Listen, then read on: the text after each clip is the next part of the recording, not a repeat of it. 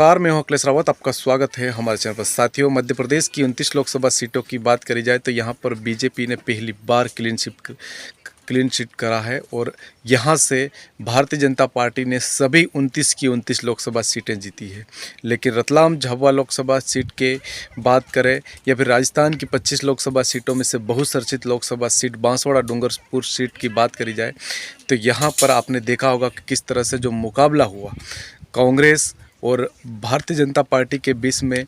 Ratlam Jhabua Lok Sabha seat पर हुआ और भारत आदिवासी पार्टी और भारतीय जनता पार्टी के बीच में बांसवाड़ा लोकसभा में जो टक्कर हुई, जिसमें आपने देखा होगा रतलाम झाबुआ लोकसभा सीट में की बात करी जाए तो यहाँ से भारतीय जनता पार्टी की प्रत्याशी अनीता नागर सिंह चौहान ने लगभग 7,95,863 वोट लाकर कांतिलाल भूरिया, जो कि उन्होंने 5,88,631 वोट लाए, और बालू गामड़ जो कि भारत आदिवासी पार्टी के प्रत्याशी थे और लगभग 52,759 वोट लाए। लेकिन भारतीय जनता पार्टी की प्रत्याशी अनीता नागर सिंह चौहान ने लगभग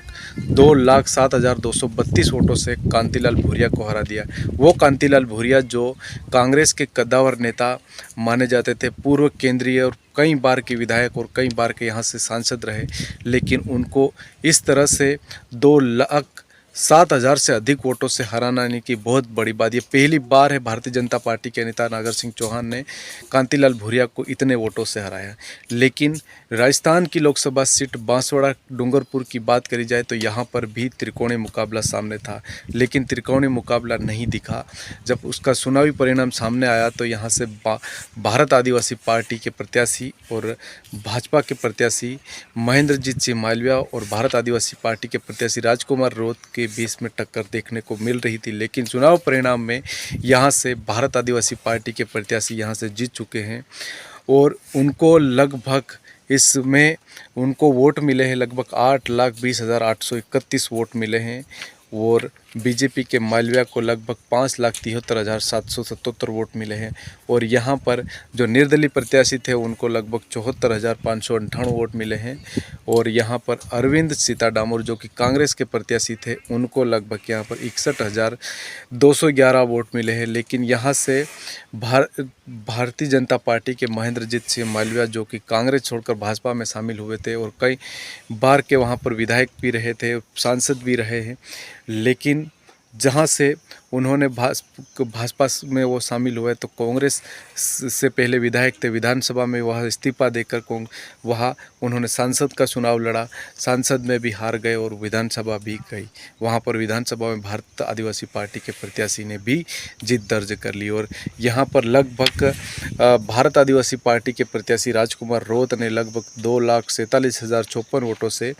महेंद्रजीत सिंह मालविया को हरा दिया गया। यानी कि एक तरफा मुकाबला जो कि भारत आदिवासी पार्टी के प्रत्याशी ने यहाँ से जीता और झाबुआ रतलाम लोकसभा से एक तरफा मुकाबला भारतीय जनता पार्टी की प्रत्याशी अनीता नागर सिंह ने जीता। ये दोनों ही एक भाजपा की सांसद और एक भारत आदिवासी पार्टी की सांसद, पूरे भारत देश में एकमात्र भारत आदिवासी पार्टी के सांसद